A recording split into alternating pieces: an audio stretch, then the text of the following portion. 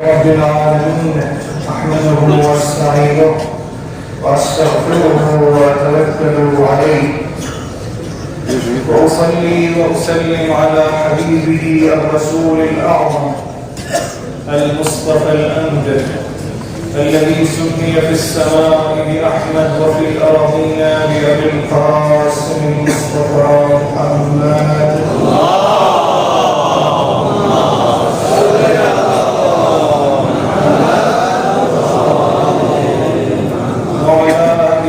الطيبين الطاهرين الهداة المنتجبين سيما بقية الله في الأرضين روحي بتراب مكانه الفداء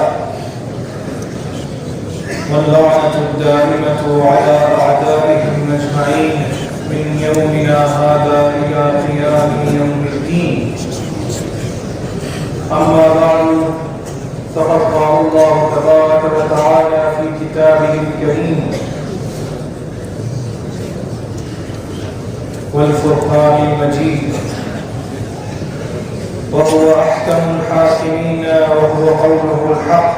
بسم الله الرحمن الرحيم الحمد لله رب العالمين صدق الله العلي العظيم. درود پڑھیں محمد و آل محمد پر.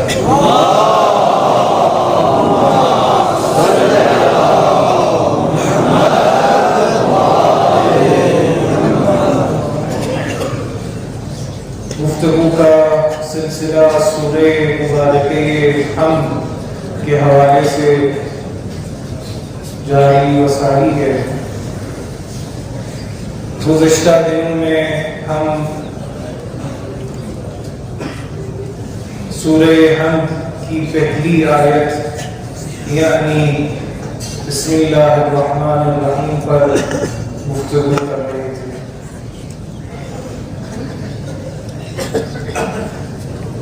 کل اس نتیجے پر ہم پہنچے کہ اگر انسان کوئی بامقصد کام انجام دینا چاہتا ہے، کوئی ایسا عمل انجام دینا چاہتا ہے کہ جس کا نتیجہ حقیقی معنوں میں حاصل ہو،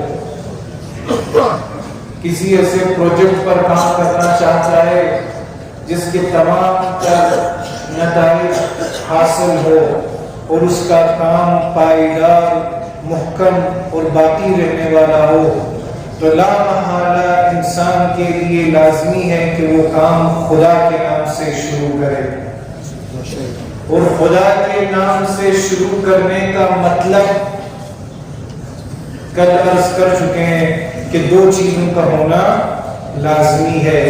ایک یہ کہ انسان کی نیت صاف، ضمیر پاک، اخلاص کے ساتھ قدم اٹھائے، للہ و فی اللہ اس کی نیت ہو. اور دوسری چیز یہ کہ خود وہ جو کام انجام دے رہا ہے وہ حق پر ہو، شرعی لحاظ سے کوئی مسئلہ مشکل نہیں رکھتا ہو. ان دونوں چیزوں کو ہم نے نام دیا تھا، ایک کو حسن فاعلی اور دوسرے کو حسن فعلی. قرآن مجید انبیاء کی سیرت میں سے بہت ساری مثالیں ہمارے لیے سامنے رکھتا ہے کہ جس میں باقاعدہ خداوند تبارک و تعالی حکم کرتا ہے پیغمبران گرامی کو کہ جب کام شروع کر رہے ہو تو خدا کے نام سے شروع کرو. حکم کرتا ہے پروردگار. پیغمبران الہی کے لیے خداوند تبارک و تعالی حکم کرتا ہے، حکم فرماتا ہے کہ جو کام اے نبی آپ نے شروع کرنا ہے وہ کس کے نام سے شروع کرنا ہے؟ خدا کے نام سے شروع کرنا ہے. اس سلسلے میں قرآن مجید سے 3 مثالیں آپ لوگوں کی خدمت میں پیش کرتا ہوں. سب سے پہلی مثال واضح طور پر آپ کس سورہ سے آشنا ہے، جو سب سے پہلی وحی ہے وہ کون سی سورت ہے؟ کون سی سورت ہے؟ اقرا. اقرا میں سب سے پہلی آیت خداوند تبارک و تعالی کی جانب سے رسول اکرم جو مخلوقات الہی میں سب سے بہترین مخلوق ہے، اس کے لیے حکم کیا جاتا ہے کہ پڑھو اے نبی، لیکن کس کے نام سے؟ اقرأ بسم ربک، پروردگار عالم کے نام سے پڑھو۔ پہلی وحی خداوند تبارک و تعالیٰ کرتا ہے، اس میں حکم دیتا ہے رسول اکرم کو کہ اے نبی پڑھنا ہے، کوئی کام کرنا ہے تو نام کس کا ہو؟ خدا۔ اقرأ بسم ربک الذی خلق۔ پہلی مثال۔ دوسری مثال آپ لوگوں کی خدمت میں پیش کرتے ہیں، حضرت نوح۔ وہ طوفان کا واقعہ آپ سب نے سنا ہے، عذاب جو قوم نوح پر نازل ہوا تھا، آپ سب آشنا ہے اس سے، یہ قصہ آپ سب نے سنا ہوا ہے۔ ان کی سرکشی کی وجہ سے، ان کے گناہوں کی وجہ سے، اور پے در پے نافرمانی رسول خدا کی وجہ سے اللہ تبارک و تعالیٰ نے عذاب نازل کرنے کا فیصلہ کیا کہ نہیں؟ اللہ تبارک و تعالیٰ نے عذاب نازل کرنے کا فیصلہ کیا۔ خداوند تبارک و تعالیٰ نے حکم دیا حضرت نوح کو کہ جن لوگوں نے اس عذاب سے بچنا ہے وہ کشتی نوح میں سوار ہو جائے، کشتی نوح میں سوار ہو جائے، کہ جو اس کشتی میں سوار ہوگا وہ بچ جائے گا، نجات اسے حاصل ہو جائے گی۔ لیکن خداوند تبارک و تعالیٰ جب ان لوگوں سے جو کافر اور مشرک تھے وہ تو نہیں آئے، لیکن جو لوگ اس کشتی میں سوار ہونا چاہتے تھے تو خداوند تبارک و تعالیٰ کی طرف سے حضرت نوح نے وحی کے بعد کیا فرمایا ان لوگوں سے کہ اس کشتی میں سوار ہو جاؤ۔ وقال، حضرت نوح فرماتے ہیں ارکبوا فیہا، سوار ہو جاؤ اس کشتی میں، لیکن کس کا نام لیتے ہوئے؟ بسم اللہ مجراہا و مرساہا، خدا کے نام سے، خدا کا نام لو اور اس کشتی میں سوار ہو جاؤ، رب کائنات کا نام لو اور اس کشتی میں سوار ہو جاؤ، تم سب کے سب کیا پاؤ گے؟ نجات پاؤ گے، بچ جاؤ گے۔ وہیں پر جواب آتا ہے پروردگار عالم کی جانب سے، یہ سورہ ہود میں قیل یا نوح اہبط بسلام منا وبرکات، خداوند تبارک و تعالیٰ کی طرف سے جواب آتا ہے کیونکہ کام خدا کے نام سے شروع کیا ہے، نتیجہ خدا کہہ رہا ہے کہ اے نوح اب اس کشتی سے اتر جاؤ، تمہارے لیے سلام ہے خداوند تبارک و تعالیٰ کی جانب سے، برکات نازل ہوں گی خداوند تبارک و تعالیٰ کی جانب سے تمہارے اوپر، علیک وعلی امم ممن معک، اور تمہارے ساتھ جتنے بھی لوگ ہیں جو خدا کا نام لیے اس کشتی میں سوار ہوئے ہیں، اسے رب کائنات کی جانب سے سلام اور برکات۔ یہ دوسری اندازہ لگا، یہ ہے خداوند تبارک و تعالیٰ کے نام سے کام شروع کرنے کا نتیجہ۔ تیسری مثال آپ کی خدمت میں ہم پیش کرتے ہیں،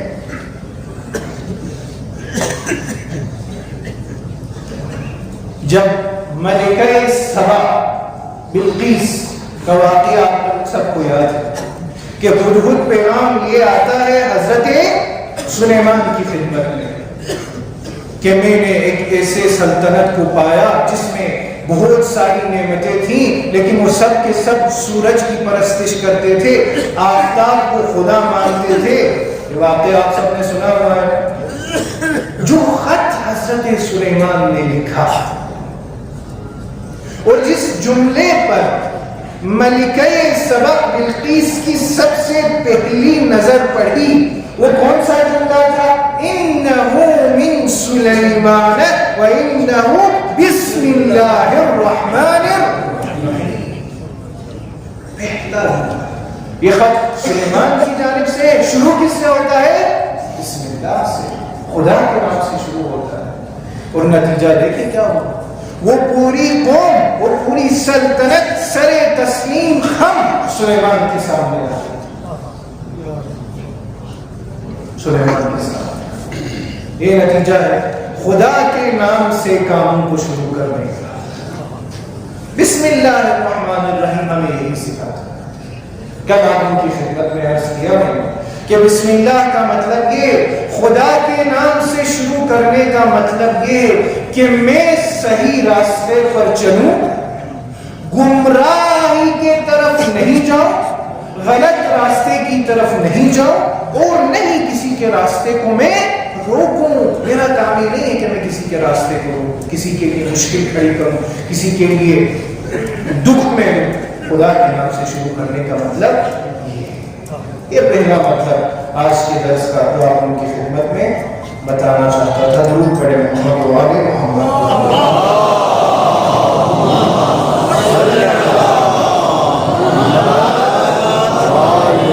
دوسرا مطلب یہ سوال عام طور پر پوچھا جاتا ہے کہ آیا بسم اللہ, جسے عربی میں کیا کہتے ہیں بسملہ, بسملہ سورہ فاتحہ ام الکتاب کا حصہ و آیت ہے یا نہیں؟ مسلمانوں کے درمیان اس حوالے سے عزیزان گرامی اختلاف پایا جاتا ہے کہ آیا بسم اللہ جزء سورہ حمد, حصہ سورہ حمد, آیے سورہ حمد ہے یا نہیں؟ بعض علماء اہل سنت کہتے ہیں کہ بسم اللہ الرحمن الرحیم سورہ حمد کا حصہ نہیں ہے. بعض علماء اہل سنت ایسی بات کرتے ہیں. لیکن ہمارا نظریہ کیا ہے؟ مذہب تشیع کے علماء کا, مفسرین کا, مذہب تشیع کے علماء کا اور مفسرین کا اتفاق ہے, اجماع ہے کہ سورہ حمد کا حصہ ہے بسم اللہ. اور نہ صرف ایک روایت اس حوالے سے, بہت ساری روایات ہمیں دیکھنے کو ملتی ہیں جن میں صریحاً ائمہ اہل بیت فرماتے ہیں کہ بسم اللہ الرحمن الرحیم نہ صرف سورہ حمد کا حصہ ہے بلکہ سب سے بہترین آیت ہے. سب سے بہترین آیت ہے. اس حوالے سے ایک حدیث شیخ توسی کی کتاب کتب اربعہ میں سے ایک کتاب جس کا نام کیا ہے تہذیب الاحکام. ہماری کتب اربعہ ہے جس طرح سے اہل تسنن کے صحاح ہے ستہ, نتیجی کتب اربعہ دو نچی کچھ تہذیب الاحکام شیخ توسی سے آج سے 1000 سال پہلے حدیث کی جمع ہوئی. اس کتاب میں یہ حدیث ہے محمد ابن مسلم سے روایت ہے کہ کشاف حقائق امام جعفر صادق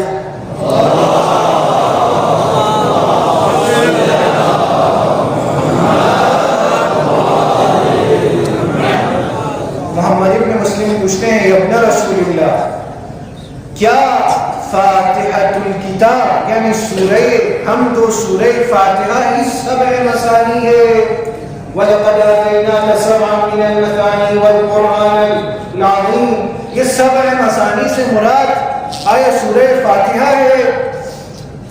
تو جواب دیتے ہیں مولا نعم بالکل, سبع مثانی سے مراد سورہ فاتحہ ہے. پھر محمد ابن مسلم دوبارہ پوچھتا ہے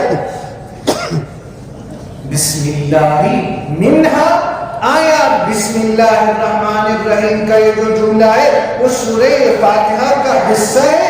مولا فرماتے ہیں نعم بل ہی افضلہن, بالکل بسم اللہ الرحمن الرحیم سورہ فاتحہ کا نہ صرف حصہ ہے بلکہ ان 7 آیتوں میں سے, جب بسم اللہ کو رکھتے ہیں تب سورہ حمد کی کتنی آیتیں بنتی ہے؟ 7. وَإِلَّا کتنی آیتیں بنتی ہے؟ 6. قرآن کیا کہتا ہے؟ سبع مثانی نہ 6 مثانی, 60 ہے. 7 آیتیں کیسے مکمل ہوتی ہیں؟ جب بسم اللہ کو ہم باقی آیات کے ساتھ. مولا فرماتے ہیں بسم اللہ نہ صرف سورہ حمد کا حصہ ہے بلکہ بہترین آیت ہے, بہترین آیت ہے. افضلہن, مولا فرماتے ہیں کہ سب سے افضل ترین آیت سورہ حمد میں بسم اللہ. یہ دوسرا مطلب آج کے درس کا آپ کی خدمت میں بسم اللہ کے حوالے سے یہ پیش کریں۔ تیسرا مطلب کہ جب ہم کہتے ہیں بسم اللہ الرحمن الرحیم، لفظی ترجمہ اگر ہم اس عبارت کا اگر ہم کریں تو کچھ یوں بنتا ہے، خدا کے نام سے، خدا کے نام سے جو رحمان و رحیم ہے۔ یہ لفظی ہر ایک بسمی نام سے خدا کے، خدا ہے اللہ الرحمن اور رحیم، جو رحمان اور اس کا معنی کیا ہے؟ ہم عام طور پر کیا ترجمہ کرتے ہیں؟ شروع کرتا ہوں اللہ کے نام سے، لیکن لفظی ترجمے میں یہ لفظ ہے شروع کرتا ہوں، اشرع بسم اللہ، ابتدئ بسم اللہ، دینے کے بشکر عربی میں لفظ ابتداء و شروع اس طرح کا کوئی لفظ بسم اللہ میں ملتا ہے نہیں، لیکن عربی زبان کی خصوصیت یہ ہے کہ کبھی کبھار کسی لفظ کو حذف کیا جاتا ہے، نہیں رکھا جاتا ہے، وہی جملہ ہی ہمیں بتاتا ہے کہ اس کا معنی کیا ہے۔ بسم اللہ کے معنی کے حوالے سے مفسرین نے دو معنی ہمارے لیے بیان کیے، یہ کہ بسم اللہ کا مطلب خدا کے نام سے شروع کرتا ہوں جو رحمان اور رحیم ہے، یا خدا کے نام سے، خدا کا نام لے کر میں مدد لیتا ہوں خدا سے جو رحمان اور رحیم ہے۔ یہ دو معنی، یا مدد لینے کے معنی میں ہے یا شروع کرنے کے معنی میں ہے، یہ دو معنی ہے۔ بسم اللہ یا سے مطلب پوچھیں جو بسمی اسم کوئی مطلب تو یعنی میں نام خدا سے شروع کرتا ہوں یا نام خدا سے مدد لیتا ہوں۔ یہ تیسرا اس سے آگے چلتے ہیں ہم۔ بسم اللہ میں سب سے پہلا لفظ اسم کے بعد کون سا ہے؟ بسمی اللہ، یہ جو اللہ کا مطلب کیا ہے؟ یہ جو لفظ ہم تقریباً روزانہ زندگی میں کئی دفعہ دہراتے ہیں، کئی دفعہ دہراتے ہیں اس لفظ کو، اللہ ہماری مدد کرے، اللہ آپ کی مدد کرے۔ اس کا مطلب کیا ہے؟ کبھی ہم نے اس پر غور کرنے کی کوشش کی ہے کہ لفظ اللہ کا مطلب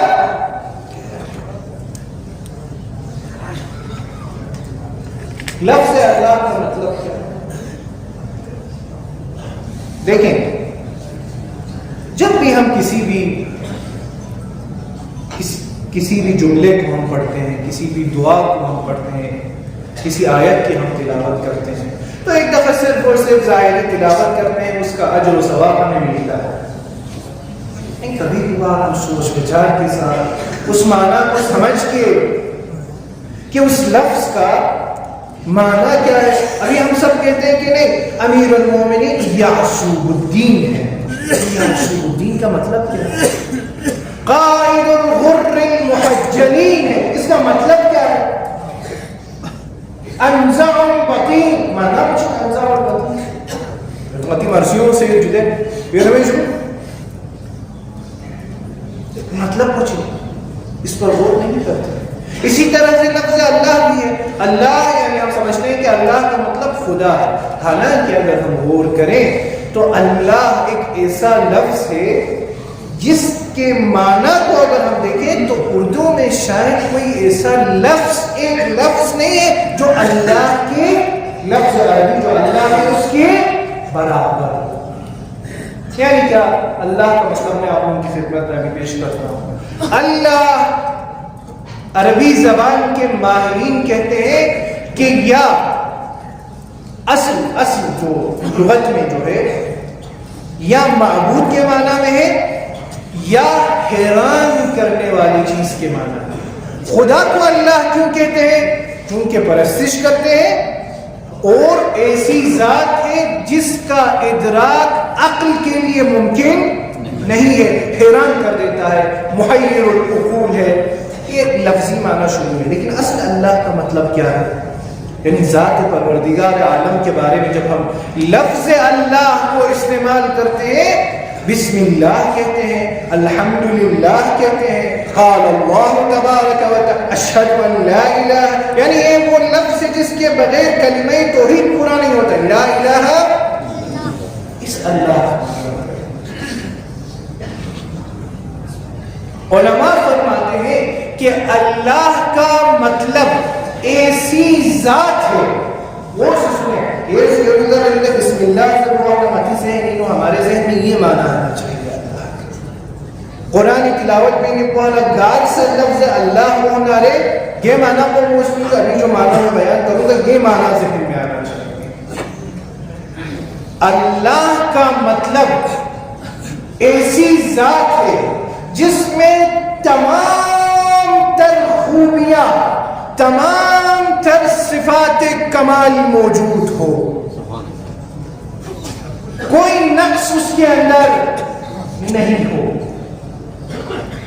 ہر جہت سے کامل ہو،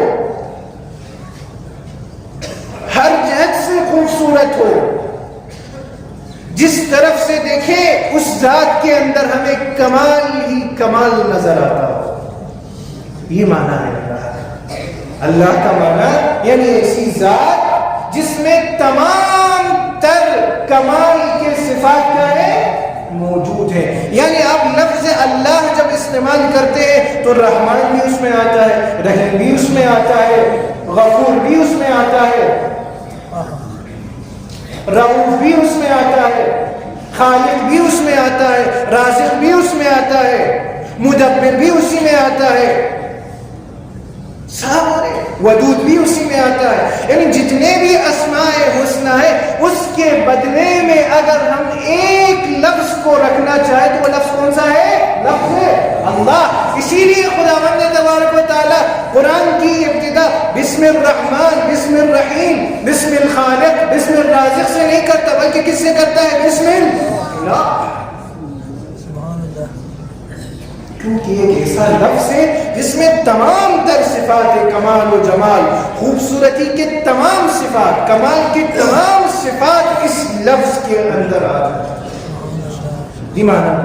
اب آپ کو خود بتائیں اردو میں ایسا کوئی لفظ ہے جو اس پورے معنی کو بیان کر سکے؟ ایسا لفظ ہے؟ میں اردو فارسی ہسٹری میں ہم عام طور پر ترجمہ کرتے ہیں کہ خداوند، خدا. اگر لغت میں دیکھیں تو وہ اللہ کا مطلب نہیں ہے، یعنی غنی کے معنی میں آتا ہے، بے نیاز کے معنی میں آتا ہے. خدا لفظ خدا اردو لغت میں اگر ہم جانچ پڑتال کریں کس معنی میں آتا ہے؟ لیکن اس معنی میں آتا ہے کہ وہ ذات جس میں تمام تر صفات و کمال و جمال ہو.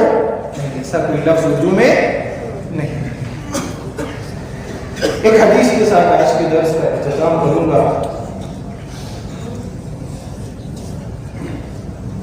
حدیث توحید شیخ صدوق میں حدیث والد دوار سے لایا گیا ہے. درود پڑھے محمد و آل محمد پر.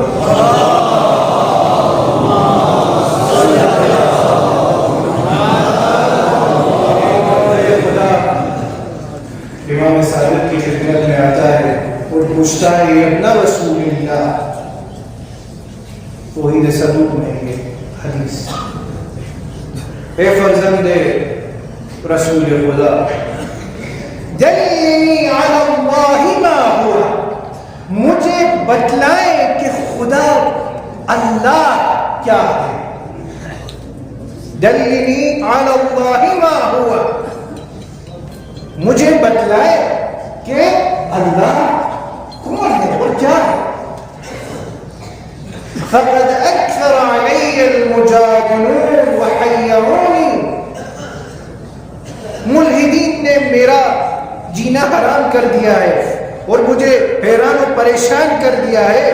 جدل کرنے والوں نے، گفتگو کرنے والوں نے اس حوالے سے کہ اللہ کیا ہے.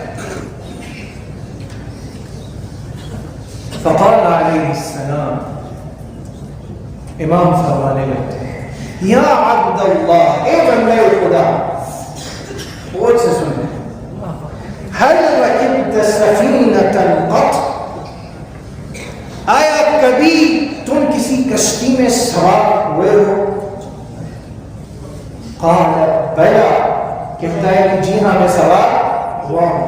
اب یہ خود اعزاز امامت میں سے ہے کہ امام تمام تر سوالوں میں سے اس سے یہ کیوں پوچھ رہا ہے کہ تم کسی کشتی میں کبھی سوار ہوئے ہو کہ نہیں.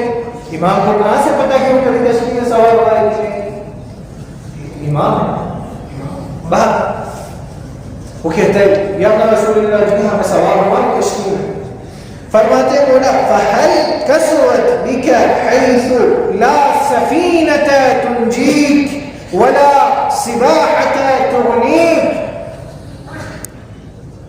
مولا فرماتے ہیں کیا تمہارے ساتھ ایسا ہوا ہے کہ وہ کشتی ٹوٹ جائے اور ساتھ میں کوئی اور کشتی نہ ہو جو تمہیں بچا سکے, اور نہیں تمہیں تیراکی آتی ہو کہ تم بچ سکو, جو تمہیں وہاں سے نجات دے. وہ کہتا ہے بنا یا رسول ابن رسول اللہ جی ہاں ایسا ہوا ہے میرے ساتھ ایک دفعہ یہ واقعہ پیش آیا. پھر مولا فرماتے ہیں فَهَلْ تَعَلَّقَ قَلْبُكَ هُنَاكَ إِنَّ شَيْئًا مِّنَ الْأَشْيَاءِ قَادِرٌ عَلَىٰ أَن يُخَلِّصَكَ مِنْ وَرْقَتِكَ.